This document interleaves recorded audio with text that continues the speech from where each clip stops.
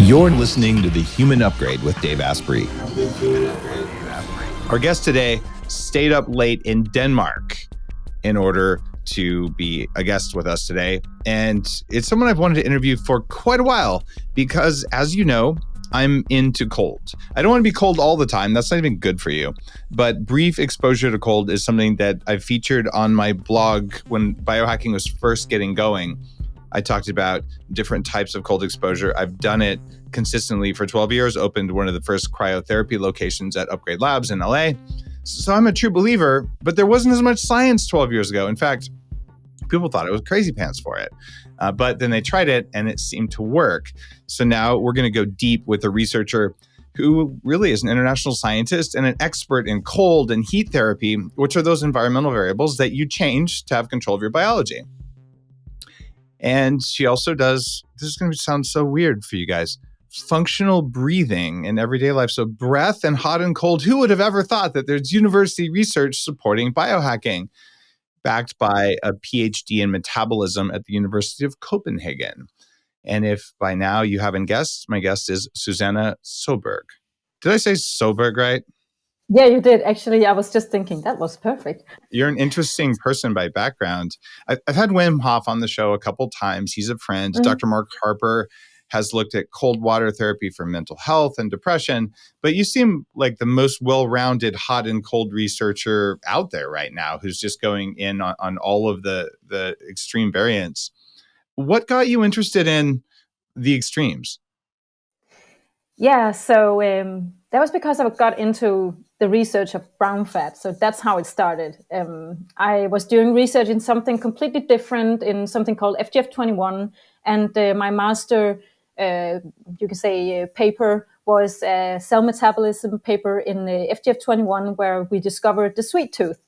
And I was actually planning to do my Ph.D. just following that and finding out if I could maybe find a drug to lower the sweet tooth so people won't keep eating all that sweet stuff. So if you eat meat, if you eat proteins, you would lower actually your sweet tooth. So that was also what we found in the mice study. So we did both mice and humans, but that was not what we were going to talk about. But okay. I got into the brown fat research because I jumped from this kind of studies and I wanted to stay in metabolism. And then there was this other very kind researcher, Camilla Scheele, who became my supervisor, who kind of like lured me a bit into the brown fat research. She said, I have the cell group, Susanna, but I don't have any researchers in the human part yet. But you do human studies. Could you please join? And I did. And she said, well, you can just pick and choose what you want to do. And I started reading a lot of papers about how is the brown fat activated. And how does it look in humans? Is it only activated in some humans, young or old, or and is it only by cold? Is it What do we know about this? And I found out we didn't know that much at that time. And when I went in to see if we could activate the brown fat with just cold air or sleeping in a cold room, I found something interesting there because it did activate the brown fat, and we do increase the brown fat, which is a healthy kind of fat where you will lower your blood sugar and get a better insulin sensitivity. And we did see that from studies where people were sleeping in a cold room at 19 degrees, and when they then slept at 24 degrees the month after and 27 degrees the month after that, we did see that they actually decreased the brown fat again. And that also decreased the insulin sensitivity once again. So that kind of like proved that continuously cold stimulus must actually give us more brown fat in humans also, and not only what we have seen in my studies. But we haven't really seen anything really, like you can say, I wanted to do something that was applied. I wanted to go out and say, well, if you want to activate your brown fat, you could do this. And sleeping in a cold room, that was like one thing, but not very like sexy or anything. It's not like something people really want to do. And wearing a cooling vest, there was also studies about that, where you can wear a cooling vest for 10 days at 14 degrees. And they did see that people activated their brown fat and got more of it just by walking around with a coat Western, and you can buy these online, right? So you can walk around if you want to. But I figured, nah, that's also not that interesting. I mean, how that is not an advice that I would like to go and give people afterwards. So I just Wow. figured, because I live in Denmark, I was like, okay, what can we else do? People winter swim here a lot.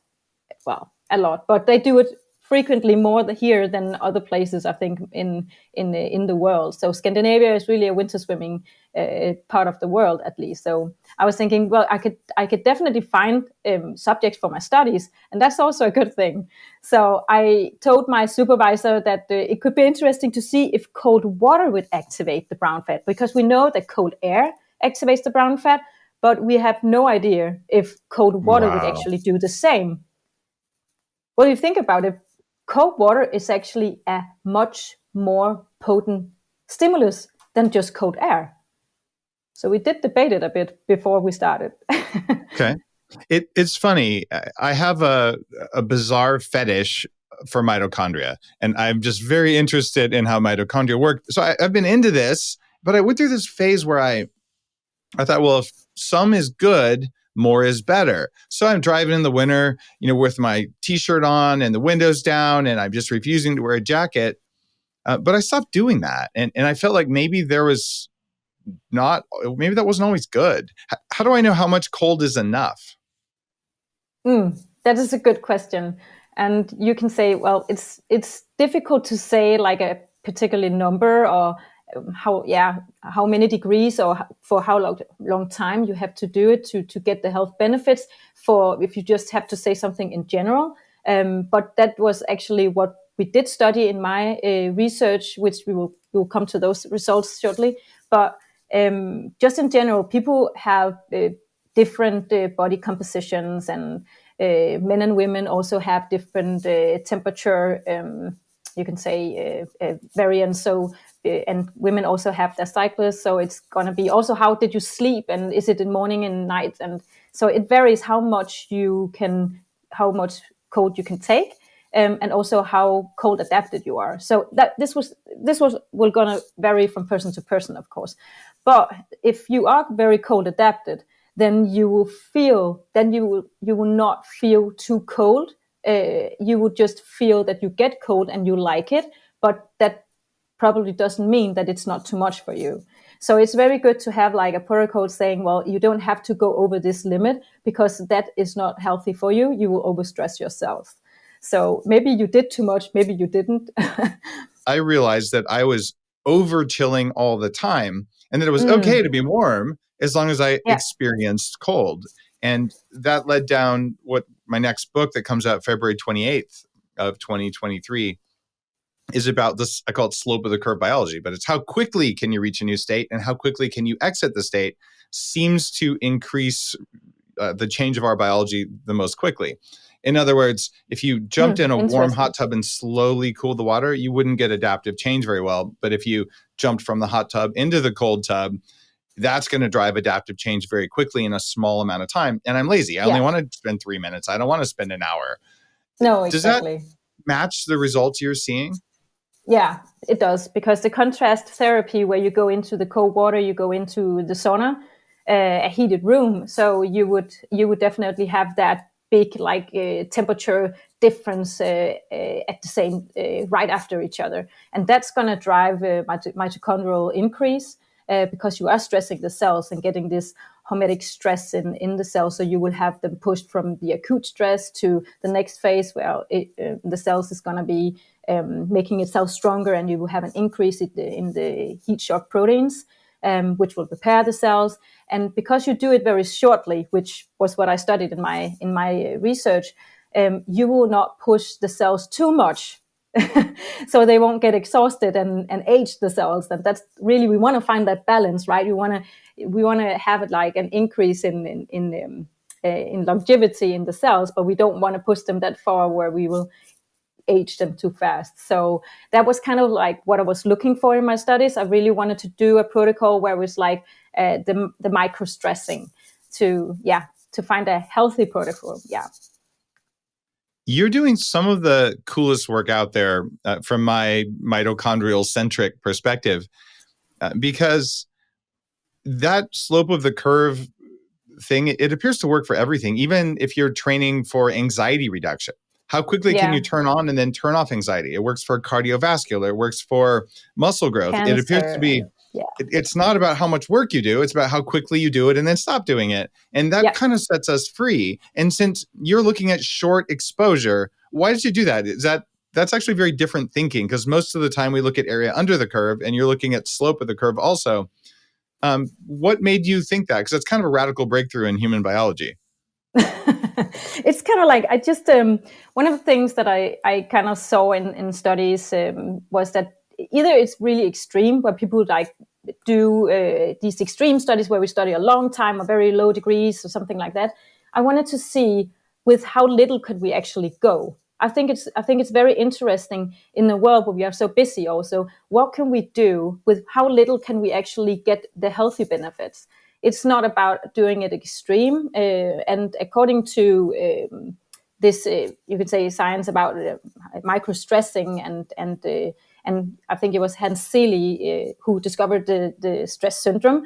And he talks about these phases where the cells get into this robust phase where it gets itself stronger, but it also can get exhausted. And I read about that because I was in a cell group, right? I just told you that. So I wanted I needed to figure out, okay, so what can we do? All the cells in our body is going to be affected by this, because this is a complete systemic universal thing that you do when you submerge your body into the cold water. This is going to affect everything. So I had to read about safety. I have to read about everything that's going on. And then I was like, okay, I have to go with a minimum, because the minimum seems to work with the hypothesis and the theories out there.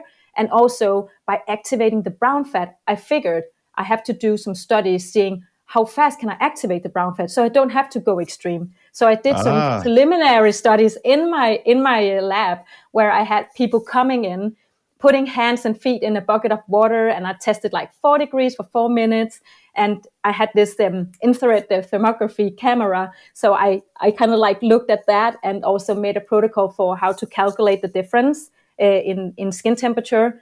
So I could exactly tell when will this temperature from the brown fat, because it's located right here under the supraclavicular bones, and that when will that increase? And I actually saw it happens within minutes. And so they had this hand in cold water. And I mean, yeah, it was 4 degrees, but it didn't have to be 4 degrees to activate the brown fat. So we actually also saw that just having my subjects laying on these cooling mattresses, that was what I used in my studies. So cooling mattresses, and I cooled them for actually hours in some of the experiments, but I also had them just laying there for a few minutes. And then I also saw this activation of the brown fat. And if you go in and look at my paper, you can totally see at these temperature curves where I have continuously taking the temperature here, you can see the increase in temperature. As soon as I turn the temperature down, you could totally see that the activation of brown fat is immediate. So why go extreme when you can go low, you can say, because it's enough. Yeah. What about shivering? Andrew Huberman, who's been on the show, I think in the 500s, so a while ago, he's recently come out and he's interviewed you as well. And he's saying you really have to shiver to get this succinate response. But I almost never shiver. It takes a long time and no one likes shivering. Do you shiver when you get in cold water? Do you think it's important, or is he maybe overstating it? No, I don't think he's overstating it at all. But I think that there is. So I'll try to explain this, because when you get cold adapted, you stop having the muscle shivering in that so vigorous, you can say. And you can maybe imagine that if you are cold adapted in the beginning, when you start as a winter swimmer or you dip in cold tops, you would see that you would shiver afterwards, and you have maybe 1 or 2 hours afterwards where you still have the shiver if you end cold. And I will tell you why I think people should end cold in a minute. But the shivering will be bigger in the beginning. But as more as you get cold adapted, you will have less shivering. And that is because you have an increase in the mitochondria, also in the muscles, and also you have a more increase in mitochondria in the brown fat cells, and they will get more effective of increasing your temperature in the body.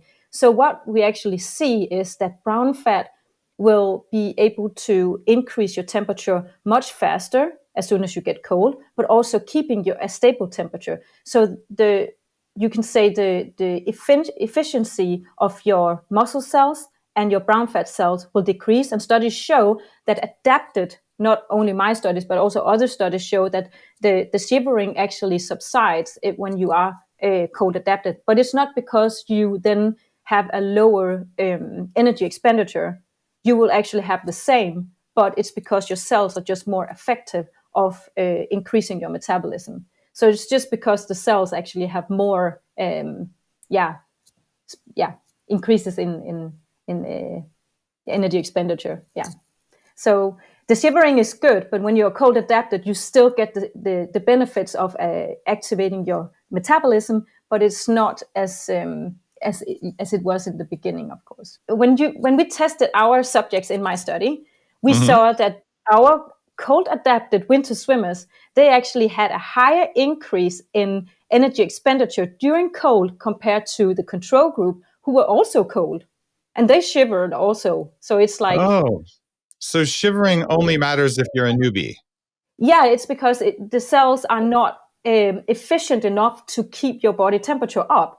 So it's getting more efficient by time you get, the more adapted you get. This is the metabolic response that you get through habituation. Okay, so shivering is good for newbies. If you don't shiver and you've been in cold for a while, it's probably because you're good at it and you don't have to worry about it. Just if you want to push yourself a little bit. That is like one of my principles is also, if you want to increase your or keep pushing your cells and also the adaptation of cold, you could start changing the temperature. So it's kind of like the switch in temperature that's going to drive the cold shock in and out, and you will have, you can say, you would not have the habituation staying still if you go into water that is the same degree. So it's just like with the keto diet and with everything else, cycling matters. So it's not the steady state. I tell people, like, don't do keto for a long period of time. You'll break. And my whole book on that was like, cycle in, cycle out. And then everyone's like, carbs are bad. It's like, no.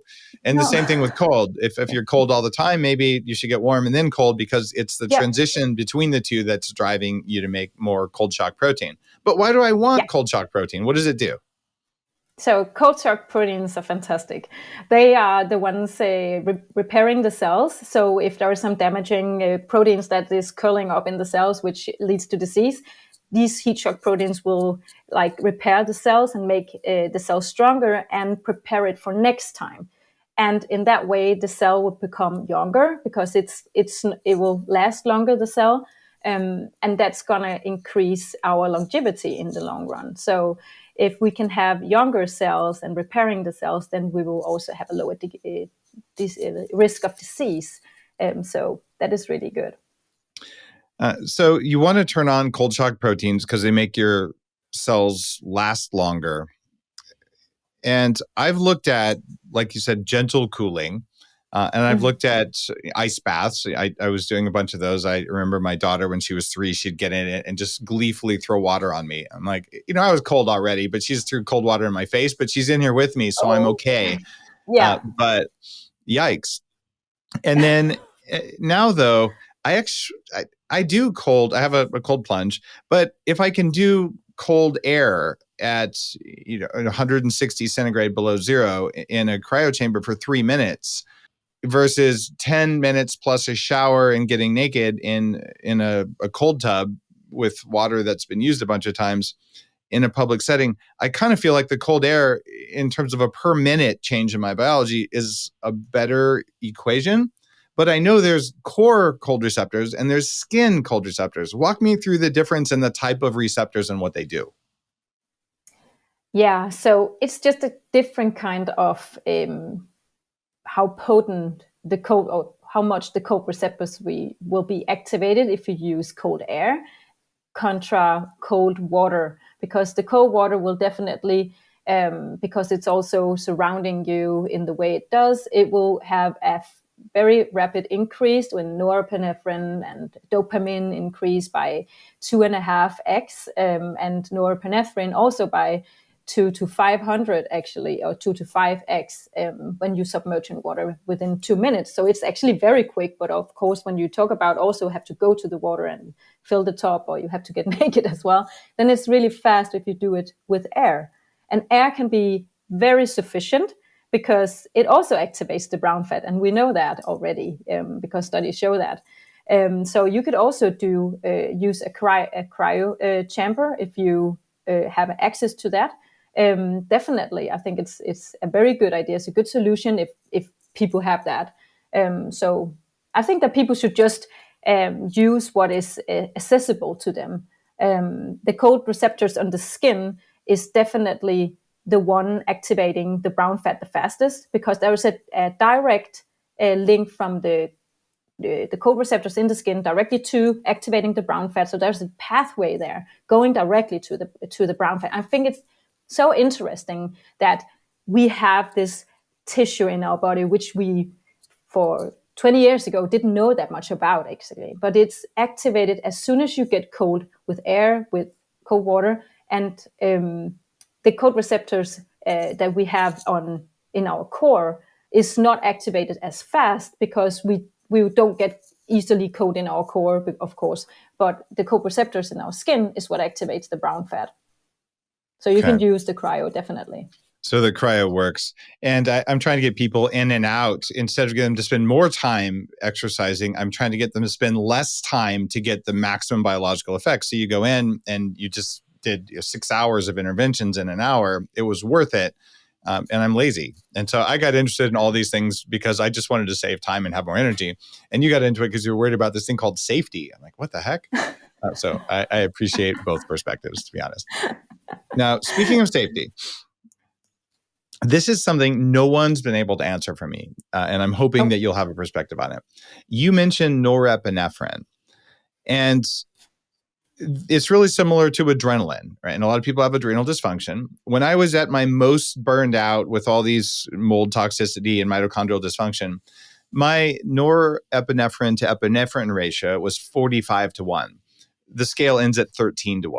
In other words, I had a serious problem converting one to the other. And if I raise norepinephrine with cold exposure and I already don't have enough adrenaline because I'm burned out, does this mean that people who are highly burned out maybe shouldn't do cold therapy? Should they finish on warm? Oh, that's a really good question. Burned out, did you say that? Very stressed. So what I usually tell people who are very stressed or have very easily panic attacks or a very sensitive nervous system, because that will affect it definitely.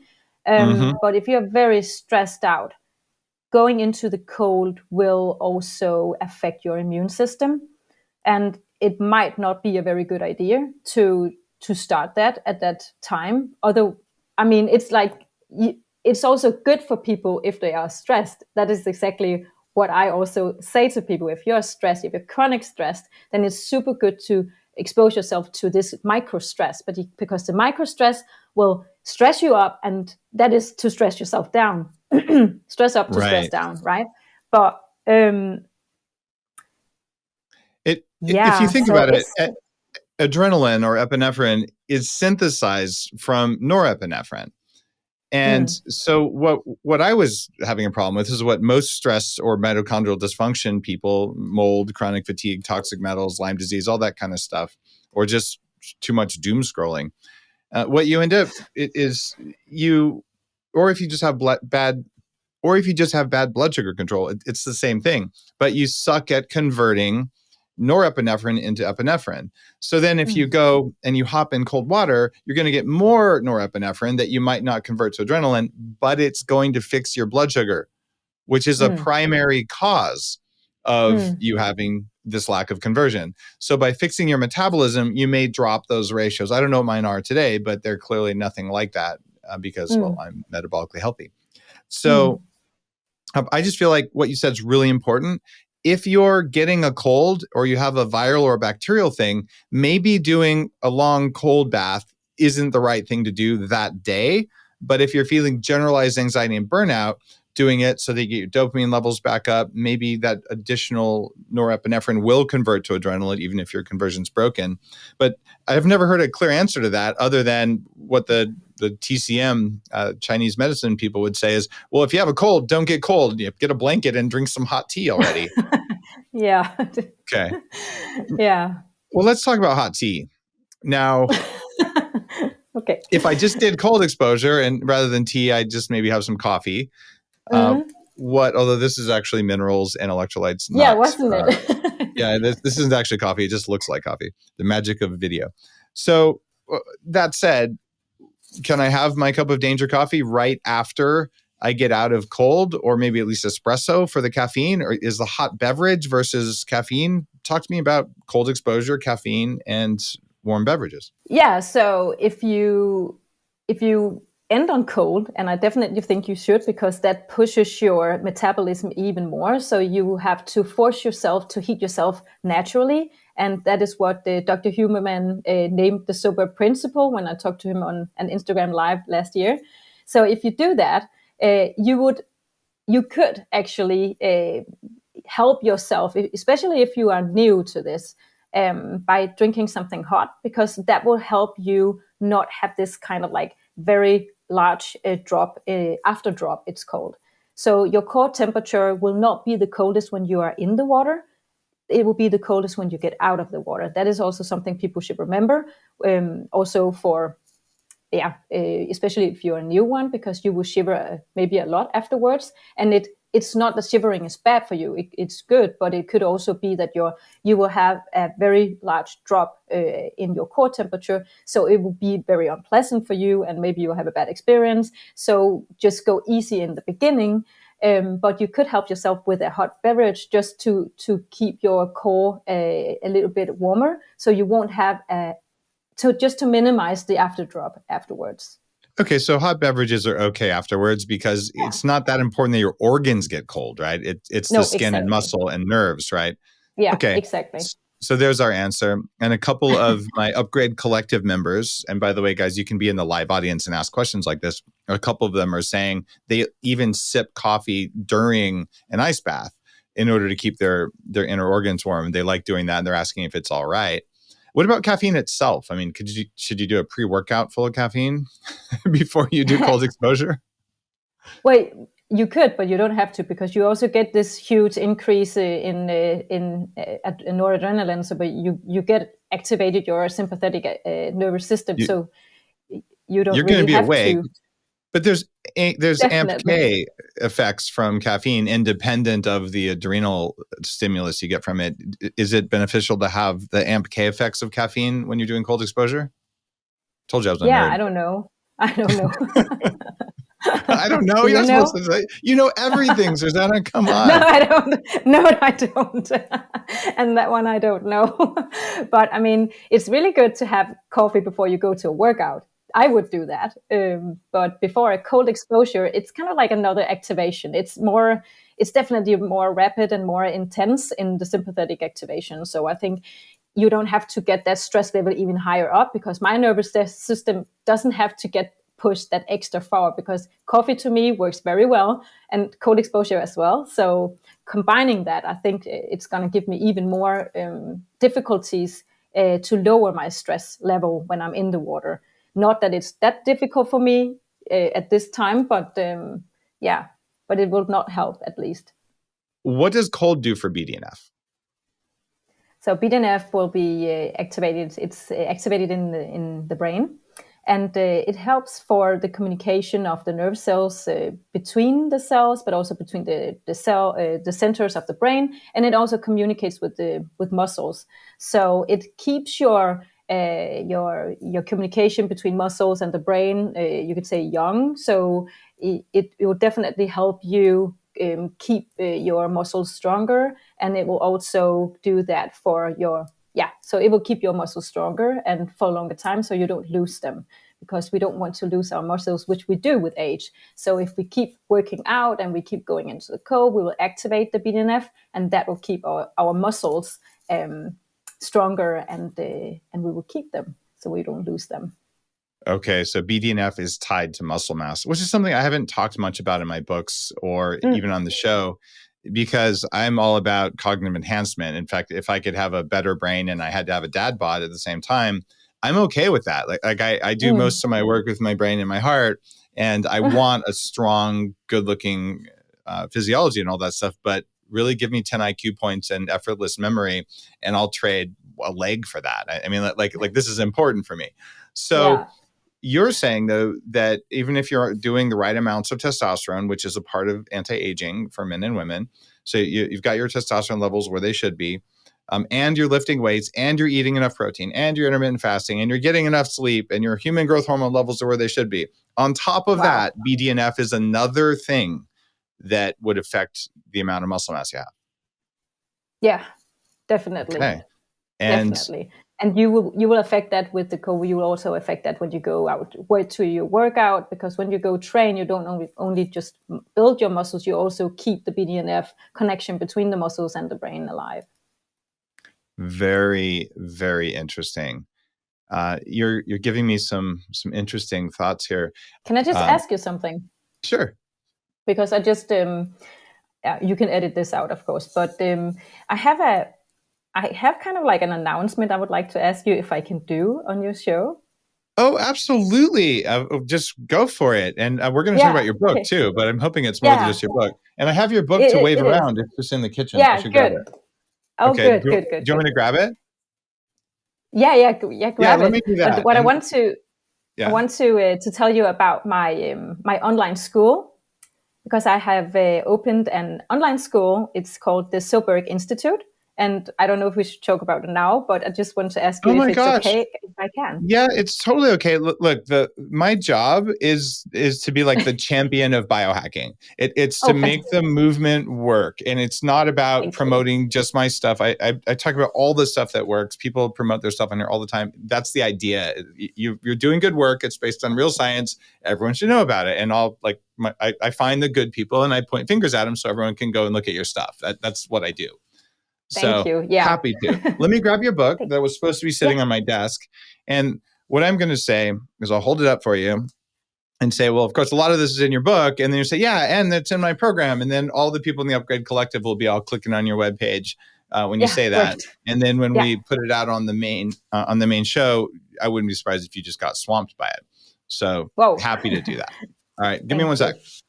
Oh my God, this is hilarious. I'm like, I found all these books that people have sent me, and some of them, and I'm like, I can't find it anywhere. It's underneath my laptop, holding my laptop up because I just moved last month. So your book is part of my laptop stand. So I am, as a result of that, I'm going to take this book, which I haven't yet read, called Attention Span, and I'm going to replace your book under my laptop with Attention Span as my laptop holder. Give me one second. This is how big of a nerd I am. I'm glad it serves a purpose when you're not reading it even. That's good. Yes, exactly. I do the same all the time. So here's what I can say truthfully. Now check this out. Guys, Dr. Susanna Soeberg's book has literally been supporting my work for a couple days now. Because you've been holding my laptop up. All right. So let's cue this in really well. It turns out a lot of these questions are in your new book, which is called Winter Swimming, which is all about cold exposure. And thank you for talking about safety, because you can get really cold and you can do things that don't work. So hypothermia, everything you'd want to know about cold exposure is in the book. It's not just winter swimming, though. It includes ice baths and things like that. Where else do you think people could learn what they need to know about using cold as a tool? Yeah, thank you. Also, thank you for reading my book, Dave. I have also made a health program, a health journey, you can say. It's called the Thermalist Cure. It's a 3-week course, and you can find it on the SoebergInstitute.com, and this SOEBRG Institute.com, where I have made this health journey. It's about how to do cold exposure and how to do heat exposure, and also functional breathing, and combining this and how to do it in a safe way. And also how can you use this to get healthier, less stressed, and also get all these physical benefits that I've talked about and also found in my own research. And I have combined all this stuff into a course, which will be for the end user. So it's going to be for everyone who wants to start, who is already experienced, but there's going to be a lot of tips and tricks and explanations on how things work, both the physiology, but also mental balance. So I hope that people would like to go and take a look. That sounds really cool. And that's at Soeberg, SOEBERG Institute.com. You put this together yourself, you're a university researcher. You just wanted to make it so everyone could know how to benefit from it. I love it. Is it expensive? No, it's not expensive. It's going to be a lot of things that people can take from this course. They can review all the videos again. It's not going to be expensive compared to what they will get out of this. Definitely not. SOEBERG Institute.com. Use code Dave, and she's going to give you a little discount. She and her team are going to decide what it is. And that way you can also know how many people who are hardcore biohackers to listen to the show came to your site. And guys, I actually want you to do this. One of the coolest things you can ever do is take someone who's spent 10 or 20 years of their life going deep on something that you never even thought about, learned all that we know about it, and then went to the time and trouble of writing a book, which is a couple thousand hours. And that's not for her to learn, that's for her to teach. And then to put a program together. I've done the same thing for my books. Everyone has a teaching program, because if the work has merit, if the work is important, then you owe it to the world to teach it to them in the right way. So support good authors who do good work. And as you can tell, she's kind of done the research herself. So I'm going to sign up for it, and I'm going to use code Dave, and you should too. And I'm not getting paid anything on that. That's just a gift to support a university researcher, and she's already paying it forward by giving you a small discount. So thank you. Thank you. Thank you very much. Now, we've talked a lot about cold, and it's time to talk about heat. Talk to me about sauna, because we're really only in half of your research, and you live in the perfect country for this. I mean, all the Nordics, it's, saunas and snow and all that. So what's the difference between heat shock protein and cold shock protein? So actually, if you combine them, they're called the stress proteins. So they kind of like do the same. So in different ways, you can say, but they activate the heat shock proteins also in the code. It's just called the stress proteins. So they kind of like do the same thing. I'm not really sure if it's another way. Do you know that? They do it biologically, in another way, are they structurally identical? Are these just like cell stress proteins? I thought there was a difference between HSP and CSPs. It's small. It's an amino acid or something. Yeah. Maybe not? So what I've understood, Okay. But so as far as I understand, it's stress proteins that's going to be activated both in the heat and also in the cold. But we also call them heat shock proteins. But because I do my research in contrast therapy, and you kind of like go from one extreme to another, I just tend to call them stress proteins because that's what's activated in the cells. But it's the same as heat shock proteins. Should be. Interesting. That is super fascinating, because I've seen so many influencers write about, mixing cold shock proteins, heat shock proteins, and even naming some of them. So I'm going to go through and review it. But I love that they're all in the cell danger response or the stress response. So when a cell feels threatened by anything, it's going to do some things. But the fact that they're identical from cold and heat is totally new learning for me. It could be that there are others also, but that's maybe because I don't know. But as far as I can see, it's going to be an overlapping stress response in the cells. And but it's going to be different, because when you go in the cold, you will have like an activation of the cells right away because there's a shock. But when you go into the sauna, which we do a lot in Scandinavia, you will have a slower activation. But as far as my research go, you don't have to stay in the sauna more than 10 minutes at a time if you go 2 times a week, and you go 2 times each day. Wait, 2 times each day and 2 times a week? Wait, you mean 2 times in one day, once a week? No, so my research shows that the results from my work shows that you can do 57 minutes of heat per week in total, and it's not at one time. That's going to underline that one. It's not at once in one session. It's going to be 57 minutes per week divided on 2 to 3 days, and each day you go 2 times into the sauna. So it could be that if you go 2 times a week, you have 4 saunas every week, or you have 6 saunas every week if you go 3 days. That's because in the contrast therapy which I've studied, you go 3 times into the water and you have 2 saunas. So it's cold, heat, cold, heat, cold, and then you're done. Yes, exactly. Okay. How long are you in the water? So you don't have to stay in the water that long to actually get the benefits that I've seen in our results. So our results show that we discovered the minimum threshold for cold and heat exposure to see health benefits. And we saw that only by 11 minutes in total per week submerged into cold water, we saw that people get warmer, and they also have an increase in the insulin sensitivity and actually a activation of a high activation of the brown fat in the winter swimmers. And we saw that that the winter swimmers also had a higher glucose clearance from the bloodstream compared to the control group. And the control group was completely matched to the winter swimming group. So they were at the same fitness level, they were at the same age, and they also had the same kind of like diet, because I also wanted to pair them on that. And they were also same BMI and fat percentage. So I kind of matched them on many levels just to even some of the bias out of the study. So they were very alike, these two groups, but one group just had a lower fat percent, and that was the winter swimmers as well. And they had a higher energy expenditure during cold, at least. So a little bit of stress to them, and they will like have a fast activation of their metabolism. And that was shown actually when we gave them a shot of sugar.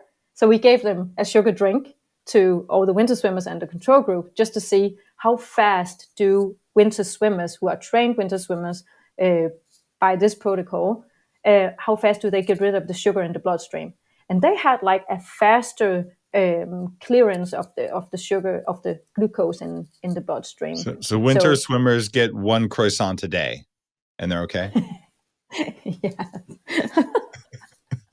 Okay. I think I got it. That's what I heard out of all that.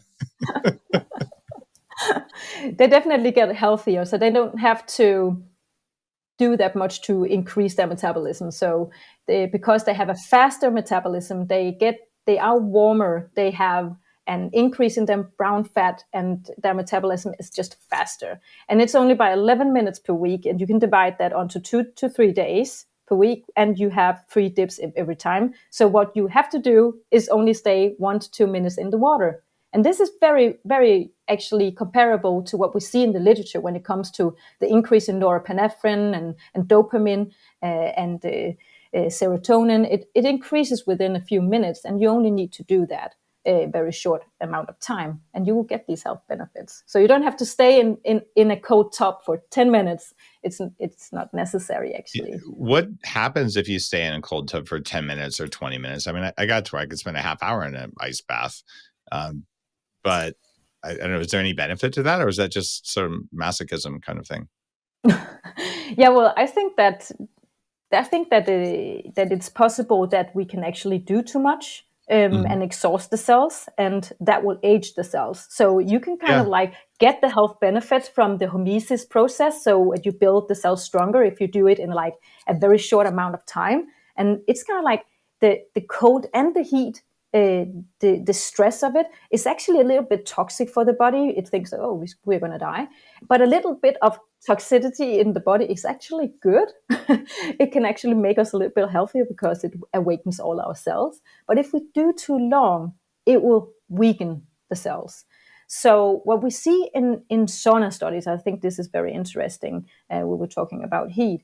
So in sauna studies shows that there is a threshold for how much heat the body has health benefits for. And then there is like a plateau. If you, for example, do 2 to 3 times per week and you do around up to 19 minutes, then we see the most benefits. We see that 2 to 3 times per week lowers your risk of dying by 27%.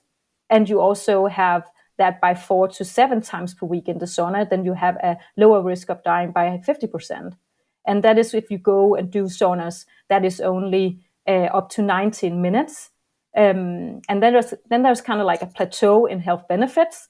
from 19 to 30 minutes. And after 30 minutes, we actually see that there's again an increase in risk of cardiovascular diseases again. So you have to get the right dose. You can't just say more is better. And this is a No. warning for biohackers. Yeah. Like I am the quintessential guy who, okay, I'll try that. And I want to see when it's too much, but it's intellectually lazy, and our brains are wired to not make complex thoughts. They'll make shortcuts in thinking.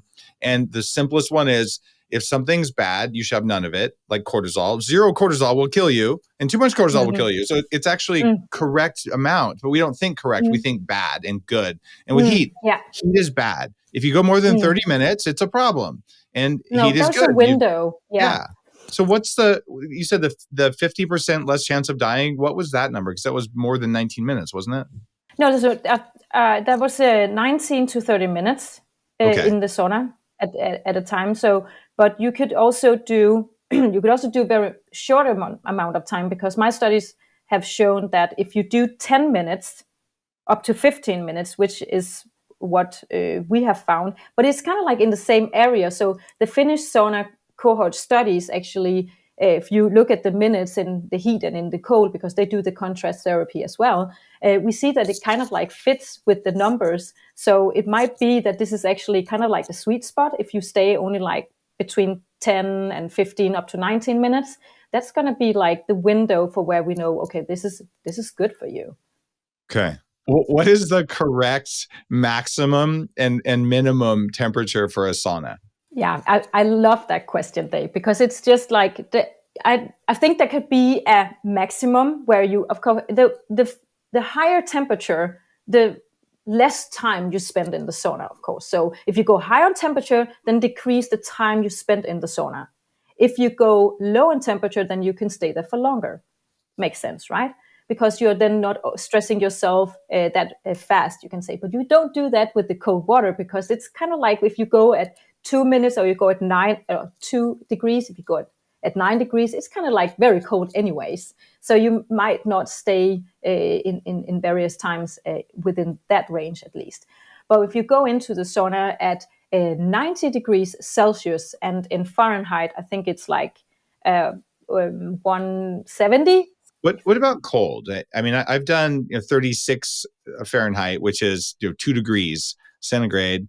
And I've also seen a lot of people set theirs at 43 Fahrenheit, which is about 6 Celsius. It's actually way more painful to get in water that's just a touch above freezing. Does it matter if it's that cold versus, 2 versus 6? 2 versus 6, I don't think it's going to make that big a difference, because it's just very cold compared to very cold. But I think there's a difference if you go into cold water, which is 15 degrees, which is still actually cold water. It's cold water as soon as you just get your skin a little bit colder. That's 60. So that's not very cold. 60. Like most backyard swimming pools are going to be at that or below. Yeah. Right? But that is still enough to activate your brown fat and activate your metabolism. It's still enough to actually build up a habituation. So that is also why I think that people shouldn't go on only the extreme low temperatures. They should vary this, because this is going to push your cells even more. It's like a training center, right? You also go to your training center and you do different kinds of kilos on your weights just to work your muscles out. And you also vary how you do it. And that is also what I kind of like advise people to do. So if you go on these temperatures, see it as a training center. There's different ways that you expose your cells to. So 2 to 6, I think that's just very cold. But you could also vary it up to a little bit higher, and then next time go low. So you will have this change and build yourself stronger. One of the things I taught people, I think in my first post about cold exposure, a lot of people and a lot of Americans, the idea of getting in an ice tub is probably worse than fasting, which is also just terrifying. Who knows? You could starve to death if you don't have your M&Ms. But what's interesting is I said, okay, here's how to start. You take a bowl, like a big salad bowl, and you put ice and water in it, and you take a deep breath and you stick your face in the water, just to get the cold receptors around the face used to cold water. And you do that for 3 nights or for a week. And then all of a sudden you can put your face in there longer than you can hold your breath. I actually got a snorkel, and I would just like do that for 10 minutes. Like I said, I'm kind of a nerd. But that did make cold showers painless. And then when you do a cold shower, you hit your face and your chest for at least a minute. Tell me about those baby steps for getting cold. Shoot holes in them. Tell me how to do them better. You definitely have tried different things, Dave. I think that's very interesting. So when you do the face thing, you of course activate the vagus nerve, and you have all the activation of the cold receptors. And actually, it's universal in the body. So what you say about getting habituated to the cold is actually very true, because when you do that, you will also have a universal cold acclimation. There are studies, I think it's very interesting, that there are actually studies of fishermen who, and these studies show that these fishermen they have the hands in the cold water all the time. And they studied whether these fishermen, because they have only the hands in the cold water, if they are cold adapted on the rest of the body. And they actually found out that they are. They're very cold adapted universally or systemically everywhere. So I think it's very interesting that if you don't have time to go and take a cold, jump into a cold tub, or you don't want to do the drive down to your cryo center, then you can also just stay home and just put your face in cold water and do like you did. But you do get cold adapted very quickly in that way. And you could take cold showers for sure, but it's not going to activate your parasympathetic nervous system in the same way as submerging yourself into cold water. That's the trick, because you get the vagal nerve effects, which is the calming and training of this nerve that innervates the whole body when you do the cold shower, cold face. And that, for most people, changes your life, because now you're able to handle all stress, including your mother-in-law or whatever. You can handle that better. But when you're submerging yourself, you get the additional benefits of that norepinephrine release, right? Yeah, you get the norepinephrine release from the sympathetic nervous system, so the stress response, right? But you also get the activation of the parasympathetic nervous system because of the diving reflex. When you go into the cold water, you will have that, and also release of the serotonin in the brain for mental balance. And you don't really get that kind of same activation of your rest and digest system when you go into a cold shower. And when you also do the face thing, you will have a little bit of that, but not as much as when you submerge yourself into a tub or in the ocean or where you go. So there will be different benefits, though. I want to say that cold showers are super good if you want to get a quick fix of focus and concentration, and you just want to get energy because you're going to an exam, you're going to a job interview. Then it's really good to have that energy when you go in, right? Because then you are also more positive, because you have an increase in endorphins, and you have the dopamine going. You will also just get more positive because of that. And then you're probably convince someone to hire you, I would imagine. It's a trick. There's one exception to that, maybe a cold shower. I remember when I was first really learning about cold therapy, I went to some big show. It might have been CES in Las Vegas, and I got a bunch of ice from the ice machine, and I did a long, pretty intense ice bath. And then a buddy called and said, "Hey, come to this crazy party. You wouldn't believe all the people." And like, okay, so I show up, and I just gotten out of the tub, and they had the Playboy Playmates and all these people. So I shook hands, or actually maybe hugged whoever it was. And she's like, "Oh my God, you're so cold." And I realized that my body temperature, I'd hit that trough. So anytime I shook someone's hand, they're like, "What is wrong with you? Are you a vampire?" Because I must have been really cold. I was not quite shivering. So when you shake the guy's hand, make sure your hands are warm. So there's like a peak window. And I want to see a clinical study on how long before the job interview you should do cold therapy. Very good. Okay. Very good. That is a good point. One way you could do it, though, is if you do breath work afterwards, where you will get relaxing your nervous system, and that will open your blood vessels. Just like it says in your book and in your online course at soeberg.com. See how we just effortlessly, no one even noticed that we did that. Soeberginstitute.com. Yeah, thank you. Soeberginstitute.com. Yeah. But yeah, so it will definitely open your blood vessels, and then you probably get a little bit faster warm hands. I don't know. Yeah. Okay. That's a good way. And you teach the breath work in your course and in the book. And it's definitely true. I do some rapid like hypoxic breathing before I get in, which helps a lot. And do you recommend breathing in the cold water? Like doing breath work while you're actually chilling? Oh, I definitely recommend breathing in the cold water. I recommend that people. Okay, that was a good answer. Thank you. Okay, what type of breathing, not using my gills, should I use in the water? Become a fish. When people do cold immersions, I would recommend people to try and get relaxing their nervous system before they go into the water.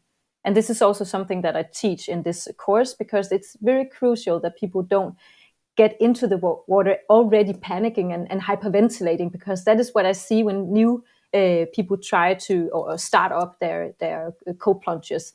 They already are a little bit too much in the sympathetic activation, and when you do that, they they tend to hyperventilate already in the beginning, and also they won't stay in for more than 1 or 2 seconds, and that's also okay, of course. But if you want to increase your stay in the water, you want to increase your habituation in the water and stay there just for a little bit longer, you could use your breath to lower your nervous system by doing breath work in through the nose and out through the mouth in the water when you do that. But you should try to switch only to the nose if you can. And that's going to take some training. Saying that.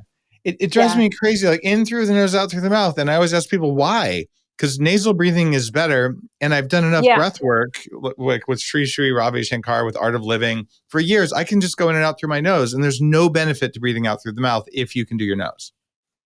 Yeah. The only way I say that, Dave, is because when people are new to cold plunges, it's very difficult for them to only do the nose in and out breathing, and it's too difficult. So I would say do the cycle in the beginning and only submerge a little bit. You can also just go in, stand there, and maybe water up to the navel or something like that, and just try to calm your nervous system standing there.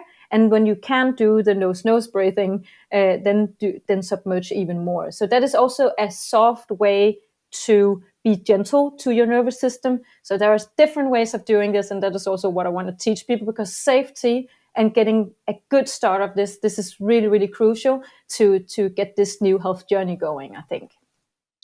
Has your research identified the best swear word to say when you get in cold water? Susanna, it's been a fantastic interview. Thank you for taking all of my strange questions and even knowing the answers to all of them. Well, thank you very much for inviting me, Dave. I think this has been so much fun talking to you. It has been. And this is your final chance to tell people where they can go to your course, and you're giving them a 10% discount or something like that by using code Dave. What's the URL? So you can go to Soeberginstitute.com. And you can see my Thermalist Cure 3-week course. And if you go there, you will find the course. And if you give the code Dave, you will get a 10% off for all Dave's listeners. So thank you very much. And I hope you would like to go and take a chance to see what I offer on this health journey. It's called the Thermalist Cure. And it's about how to get started or get on with new experiences in cold water, immersion, cold exposure, heat exposure, and also functional breathing. There you go. So it's a short 3-week masterclass, and the book is called Winter Swimming, even though you don't have to actually do winter swimming. You can just do it in your shower, your bathtub, whatever. But everything you'd want to know about cold and heat and breathing and combining them is in this book. It's a foundational biohacking book. The definition of biohacking: change the environment around you and inside of you so you have full control of your own biology. I'm pretty sure temperature is a part of the environment around you and inside of you. You know what I'm saying? So this is the first research that actually showed minimum effective dose. And if you only got one thing from this episode, it would be cold, hot, cold, hot, cold, and be in the cold for about 3 minutes and the heat for about 10 minutes, right? It's enough. There you Exactly. go. That's your minimum effective dose. And that's going to really radically change your life. And if you're like I was, 300 pounds, and you're saying, what? Look, you could do everything biohacking. I highly recommend you do intermittent fasting. You could read my Fastest Way book. But even if you skip all of that and you just did this and you didn't even fix your sleep, it's a big enough needle to move things. And once that gets fixed, then you have enough energy. Maybe you try fasting. Maybe you fix your sleep. You don't have to do everything at once. But this is not that much work. It sounds kind of hard. It's not that hard. And when you do it, you get your energy back. And once that happens, everything that feels hard gets easier. And that's why this is a really important foundational episode for you. And I really want you to take Susanna's course. I will see you all on the next episode. Thank you. Thank you. You're listening to The Human Upgrade with Dave Asprey.